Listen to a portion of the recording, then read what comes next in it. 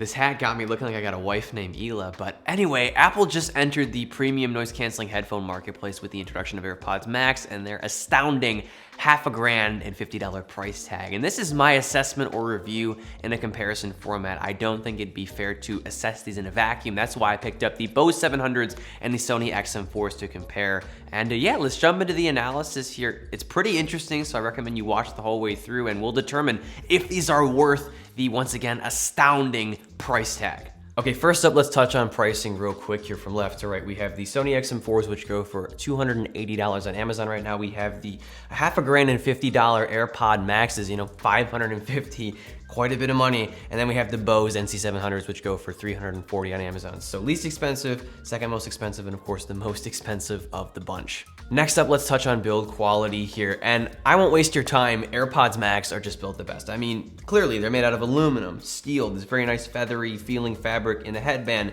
nice firm fabric ear cups that are magnetic. I mean, these feel like money, these feel luxurious. And we'll talk more about their different design aspects, but yeah, I mean, these are built very, very solidly. My next favorite, and of course this is my own opinion, are the Sony XM4s. They have nice soft touch plastic. They have a more traditional way to adjust the headband here, unlike the AirPods, which have this very firm like steel rod here. So that's interesting, very Apple, but these are more typical, but I like them.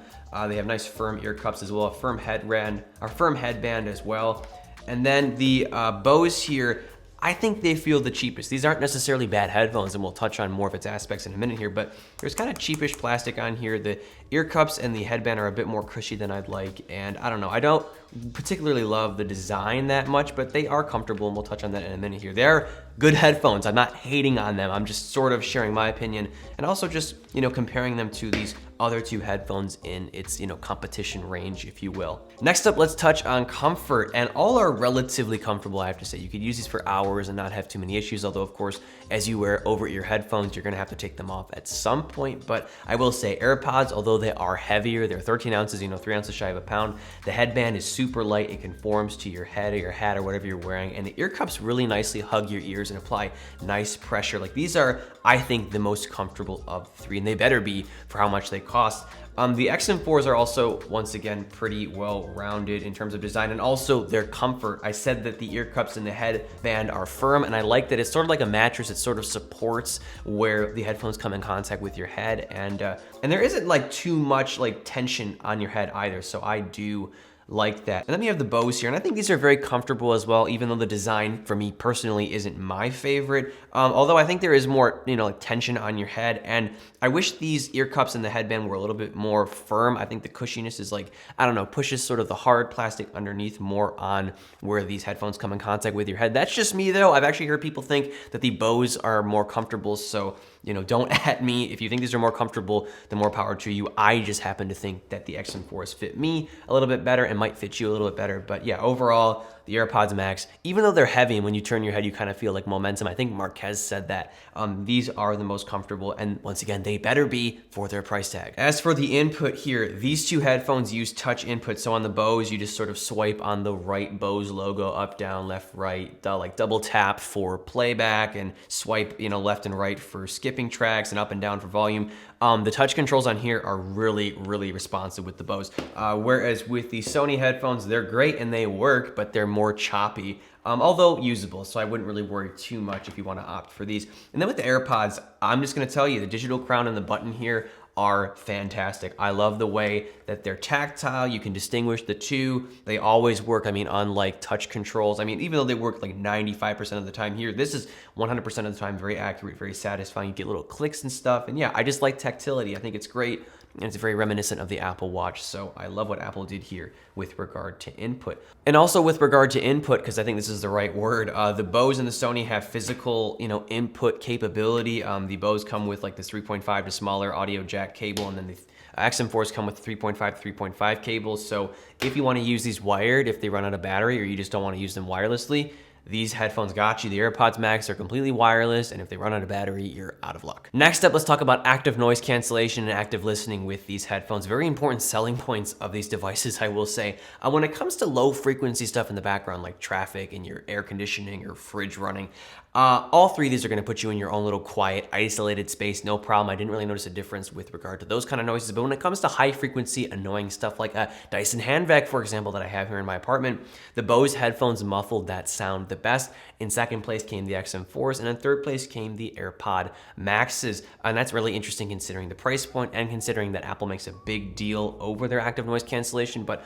all three of these are fantastic, I'm not gonna lie. I mean, all three of these are in the A range, but if I was to grade them, the Bose did an A+ job, the XM4s did an A job, and the AirPods Max did like a low A- job. So all of them are good, but the Bose headphones once again did the best job, and that's kind of to be expected. I mean, Bose is very well known for their noise cancellation tech, and that leads us into the active listening aspect of these headphones, and this is where Apple comes to the forefront. I mean, their transparency mode is amazing. I'm actually willing to sacrifice some of the noise cancellation tech or ability for this. I mean, it sounds like real life or better. I mean, you can hear everything, you can toggle it with a button, and it sounds fantastic, just like with the AirPods Pro. The Bose sound the second best. There's a little conversation button on these, and although it's still pretty like electronic and sort of muffled, you can still hear your voice pretty nicely. The XM4s are the worst in this category. I will say they sound the most muffled and electronic. However, they're the most convenient because you can turn on something called Speak to Chat, which will turn on the mics when you're talking and turn them off and activate noise cancellation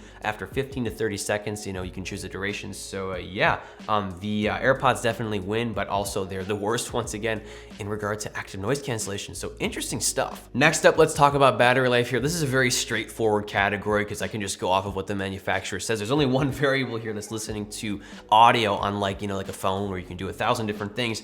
The AirPods Max and the Bose get 20 hours of playback, whereas the Sonys get 30 hours. So plus 10 hours, obviously they win here. And before I move on to the next category, something notable is that these two can charge via USB Type-C, whereas these charge via Lightning. So proprietary, universal, something to keep in mind once again. Next up, let's talk about the carrying cases, or if you can even call one of these a case. This is an interesting category.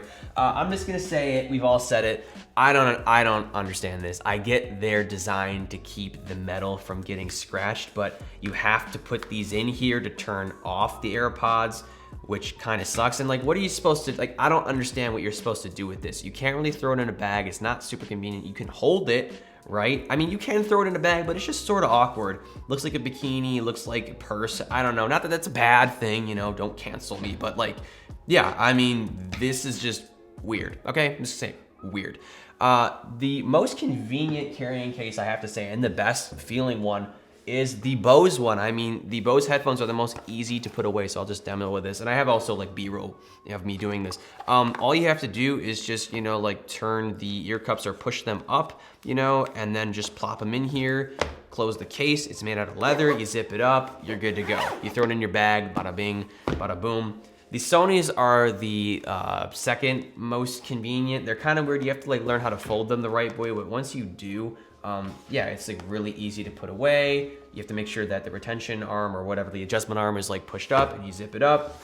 And once again, you can throw this into a bag, no problem.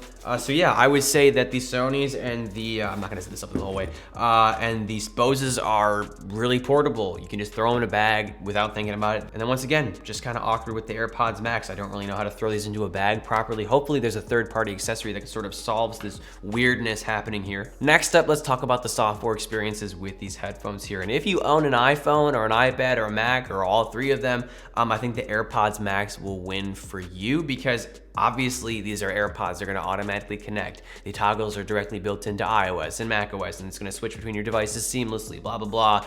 All that good stuff with AirPods applies here. And then with these other headphones here, the Bose app is super clean. I love the way it looks. Sometimes it's hard to connect, but I think that's user error on my part here. Although this app is a bit more limited in regard to customization. Although you get some EQ adjustment here, you get like a full range of like control with the Sonys. You get like audio presets like relaxed and bass boosted and other stuff. You can optimize the active noise cancellation to your own ear. So yeah, you get more customization here, a very intuitive app here, but once again, if you are in the Apple ecosystem, the AirPods Max have by far the best software integration. And finally, let's touch on sound quality, arguably the most important aspect of a pair of headphones here. And I'll just say it, I don't think my judgment is 100% correct because everyone's, preference for audio, everyone is subjective when it comes to what they like to listen to. Like some people like bass, some people like treble, nuance, fun, refinement, you name it. But with the help of a friend, shout out to Mason, who sat in my living room for an hour with me just listening to music, I think we determined how these are represented and just generally how they're gonna sound or stack up to each other. Thankfully, AirPods Max do come out on top. They have very nice nuanced sound. Like if dynamic range was an aspect of audio, these would definitely have it. Apple's computational audio is excellent as far as I can tell. However, do these blow these headphones out of the water? No. They come very close, I would say. The Bose headphones are nearly there. I agree with my friend, he said this. They have also great nuance, great bass, treble, just refinement overall. These sound refined. The Sonys definitely sound great, but they lack some of that refinement here. They sound more like fun. I mean, my friend Mason said they sound more like something like a young person would like to listen to, like if they want more bass and just more like energy in their listening. Although I will say here you do have some presets you can choose, but still the audio quality is just a tad less than these two. So if I was to grade these in a vacuum for sound quality by themselves, mind you, if the AirPods Max would get an A+, I would say the Bose headphones would get like a high A and the XM4s would get like a A- or a B+. So I'll have great audio, but thankfully the AirPods Max pull ahead, but not by like a huge margin. And that brings us to our verdict. Are these worth $550?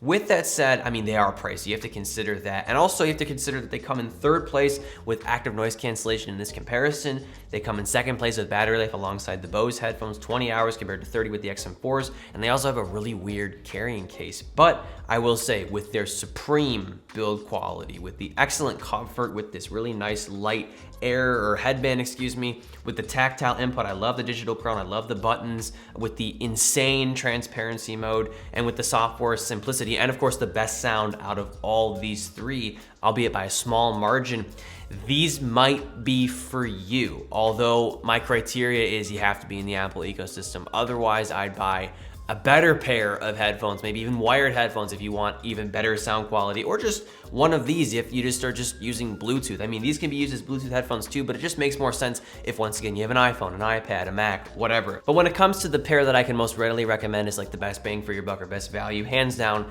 this goes to the XM4s. They're actually substantially cheaper than the Bose, and they cost half the cost of the AirPods Max here. They have really decent sound quality. I'd say 85% as good as these two. Great active noise cancellation. They have a very convenient active listening feature that's automatic once again.